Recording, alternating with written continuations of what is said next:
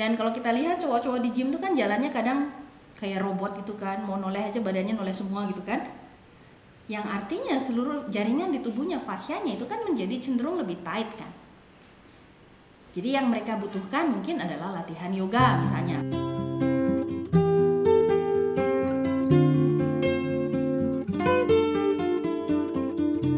Sambil kita mulai mengamati lagi postur tubuh,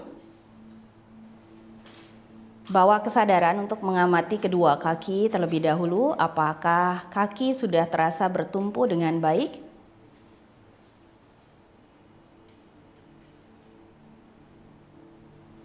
Mengamati kedua bahu, apakah bahu sudah terasa cukup nyaman? Kedua lengan menjuntai dengan rileks.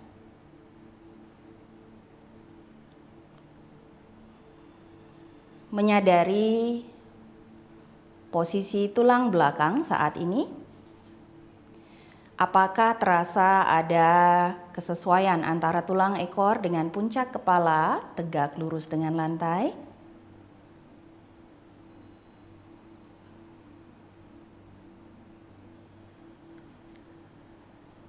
Kita lakukan beberapa kali tarikan nafas panjang. Dan pada saat menghembuskan nafas, rasakan tubuh menjadi semakin nyaman. Kemudian lakukan kedua arah ya, diputarnya. Kemudian tempelkan telapak kaki pada paha kanan, telapak kaki kiri pada paha kanan. Oke, sesuaikan dulu duduknya, kalau perlu pinggirkan sedikit dulu muscle dan teman-temannya di sana sampai ketemu tulang duduknya. Kemudian flex untuk kaki kanannya, aktifkan. Jaga tulang belakangnya tegak. Oke, sekarang kita bawa kedua tangannya ke atas. Bayangkan, kedua tangan ditarik ke atas sehingga terasa memanjang. Tarik nafas dalam. Condongkan badan ke depan. Aktifkan perut dan punggungnya untuk menahan. Kita tidak masuk terlalu rendah terlebih dahulu. Letakkan saja tangan, kedua tangan di samping kiri dan kanan kaki. Jaga dadanya masih tetap terbuka.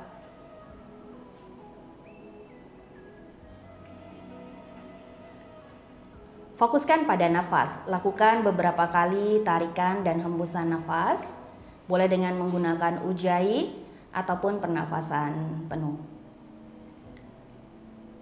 Kita akan ke posisi Trikonasana. Kalau perlu blok, siapkan dulu bloknya. Oke, bawa tangan kanannya ke atas, panjangkan. Oke, kemudian dorong sedikit panggulnya dan turunkan tangan kanan. Kedua kaki lurus. Letakkan blok di bawah tangan atau letakkan tangan pada tulang kering atau pada pergelangan. Bawa tangan kirinya ke atas, buka dadanya. Kalau lutut kanannya terasa terkunci, boleh tekuk sedikit, micro bend, terutama yang punya hyperextension. Bagus. Tidak masalah seberapa rendah ya, rasakan pada samping. Kemudian dorong lengan kiri ke arah kepala, panjangkan. Aktifkan perutnya. Turunkan. Kita berputar ke arah layar. Dengan kedua tangan ada di bawah. Boleh letakkan blok di bawah tangan atau letakkan tangan di matras. Kalau terlalu intens bagi lutut, boleh tekuk sedikit lututnya. Paling kecil pada sel otot. Koloni yang lebih besar disebut dengan perimysium. Kemudian grup yang lebih besar disebut dengan epimysium. Jadi contohnya kalau kalian melihat grup ini ya, sebentar ya. Ini. Otot kita kan kemarin di TT1 sempat sedikit belajar mengenai muscle kan. Wah, pada quadricep kita ada 4 muscle, kita bilang begitu kan. Nah, ini kalau kalian lihat kenapa bisa kita lihat bentuknya, masing-masing bentuknya terpisah. Karena masing-masing grup ini dibungkus oleh fascia tadi. Jadi kalau saya cut tengah-tengahnya, ini saya potong di sini. Kalau kalian lihat bentuk yang sama dengan tadi, serat-serat. Kemudian di ujungnya ini adalah tendon dan di sini ada tulang tempat dia menempel. Jadi pada saat sel otot ini berkontraksi, dia akan mengencang begini.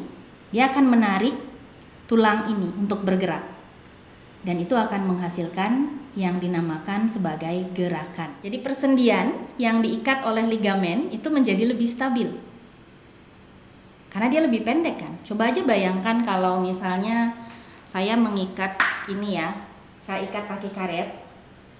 Semakin kencang ikatannya, jarak di antara persendiannya kan semakin rapat kan. Jadi kalau misalnya saya ingin menekuk, lebih sulit nggak? Lebih sulit kan? Jadi pada saat dia menjadi terlalu tight fasianya, dia menghalangi range of motionnya. Dan fasianya pun pada saat dia berkontraksi seperti kalian nyisir rambut kan berulang-ulang disasak gitu kan? Nggak mungkin disasak gini toh, disasaknya kan jadi dia berulang-ulang. Jadi fasianya pun di sana akan menyesuaikan serat-seratnya dan dia akan saling terjalin satu sama lain seperti halnya sasak tadi. Jadi kalau kita hanya fokus pada latihan yang, kita akan mendapatkan muscle yang kuat, sendi yang stabil, dan fascia yang kaku. Mendapatkan sasak di situ. Jadi kenapa habis latihan, pernah nggak habis latihan gitu, lama nggak latihan, tiba-tiba latihan pegel semua gitu badannya kan?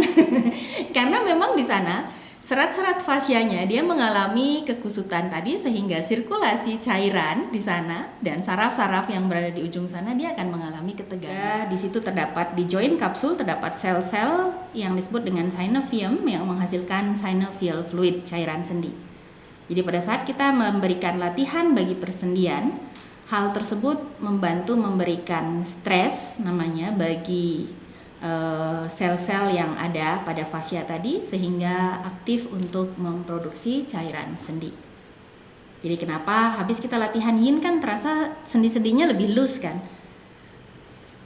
Jadi pada saat kita melakukan latihan itu kita memperbaiki kembali, meng-create kembali ruang di antara persendian sehingga bisa diisi dengan cairan sendi. Butuh yang latihan yang lebih rileks seperti kita combine lah jadinya.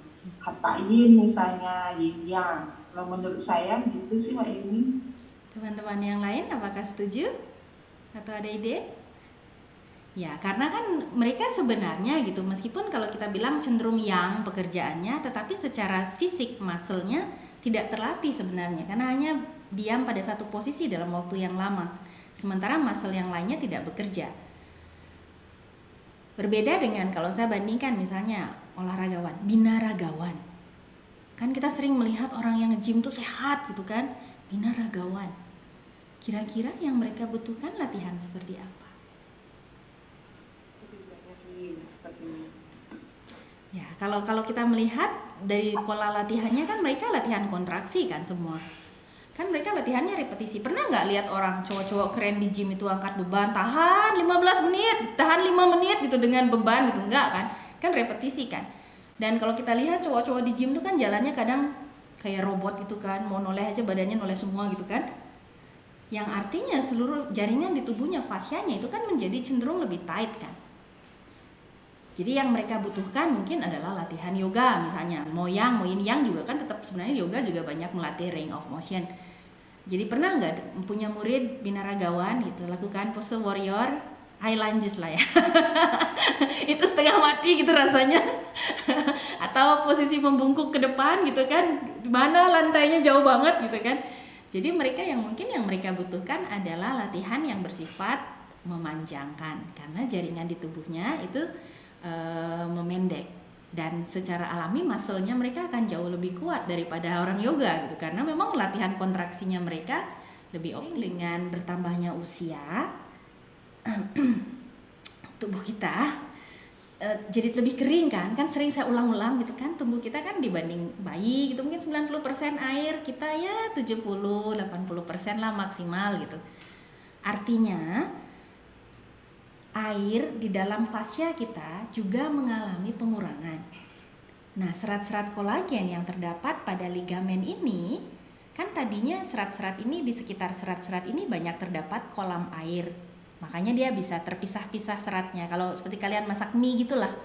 Kan dicemplungin ke air dia mie-nya bisa toh. Kalau masak mie goreng begitu gak ada airnya lama-lama dia gumpel gitu kan. Jadi semakin sedikit kandungan airnya di antara serat-serat kolagen ini, dia menjadi semakin rapat satu sama lain. Semakin rapat, semakin padat jaringannya. Bisa membayangkan mie goreng? Lapar, Bun. Mumpung jam makan siang. Jadi bayangkan mie gorengnya jadi rapat, jadi kan Lapar, nggak lapar, Bun. Jadi lapar. jadi lapar kata Pak Madi. Dan pada saat ini menjadi terlalu compact, terlalu rapat, sirkulasi, mobilitas dari cairan dan toksin dan nutrisi di dalamnya kira-kira bagaimana? Jadi lancar atau sulit? Sulit. Jadi lebih sulit kan? Semakin compact, semakin sulit toksin untuk dibuang keluar, nutrisi untuk masuk, kan dia mengelilingi sel kan? Jadi sel-sel kita mendapatkan makanan nutrisi itu juga jadi dari kolam air yang ada pada fascia ini sebagai medianya. Dan pada saat toksin banyak tidak bisa dibuang dari situ, kalian mulai merasa sakit di sana, nggak enak, rasanya kok nggak nyaman di situ.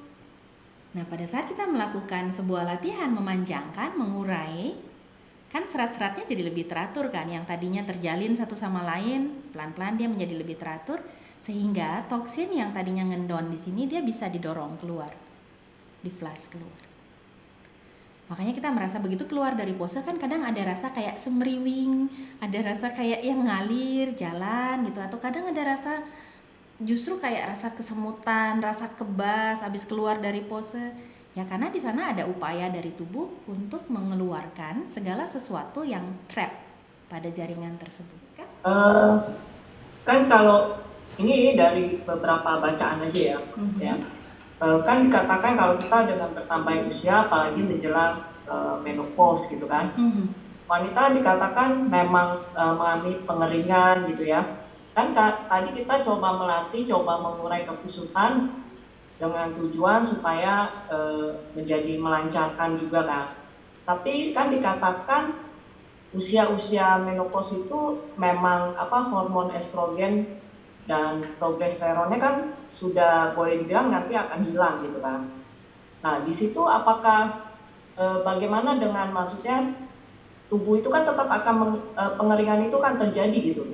Nah itu penguraian yang kita lakukan itu untuk kesan di pandangan saya ini jadi untuk apa gitu kan gitu. Baik. Jadi memang kalau kita bicara usia mau menopause itu sebenarnya kalau kita bicara dari sudut pandang energetik lah ya, karena kan tentu untuk menjawab saya secara hormonal itu lebih sulit lah ya. Jadi pada saat kita bertambah usia, menua gitu kan, setiap bulan wanita menghasilkan sel telur gitu ya. Sel telur ini akan semakin lama semakin berkurang dan pada satu ketika akhirnya berhenti gitu ya. Pada saat ini mulai berhenti, di sana menandakan bahwa secara energetik, jadi sel telur itu sama seperti sperma dipandang sebagai sarinya ginjal. Jadi pada saat itu kondisi ginjal sudah tidak mampu lagi memproduksi, gitu ya. Kalau kita hubungkan dengan elemennya itu kan ginjal, masih ingat tidak? Ginjal elemen air, yang artinya berarti kan komposisi air di tubuh itu sudah jauh berkurang. Tetapi seberkurangnya itu kan masih 70% itu masih lah komposisi air di dalam tubuh kita. Proses pengeringan ini adalah sesuatu yang pasti. Kemudian yang kedua, proses pengeringan ini bisa bagi sebagian orang bisa lebih cepat, bisa lebih pelan gitu kan. Nah contohnya kalian misalnya dari sebelum mengenalin sekarang belajarin tubuhnya rasanya bagaimana, itu kan ada sebuah perbandingan biasanya. Pada saat kita merasa sudah pengaruh hormon kan seperti tadi saya bilang akan mempengaruhi rasa pada pose gitu kan. Jadi pada saat kita melakukan pose, mungkin pose-posenya akan terasa lebih challenging karena memang secara alami tubuh kita akan menjadi lebih kaku. Tetapi apakah secara manfaat mengurangi atau memperlambat pengeringan ini tetap akan terjadi? Kalau dari logika teman-teman di sini bagaimana? Tadi yang kita lakukan pada saat mengurai, kita merapikan serat-seratnya sehingga pada saat kita minum air, oke gini deh logikanya. Saya minum, kan semua orang minum lah ya. Ada yang nggak minum di sini?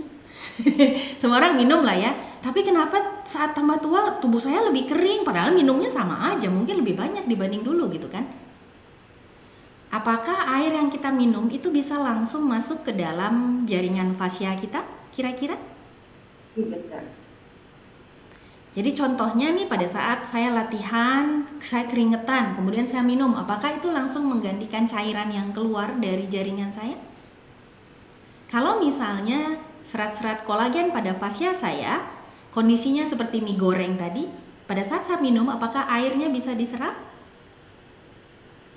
Sulit kan? Sulit dia masuk ke sana. Nah pada saat saya berikan latihan mengurai, kan ada ruang tuh lebih banyak. Kira-kira dari segi kemungkinan airnya bisa lebih memenuhi atau tidak?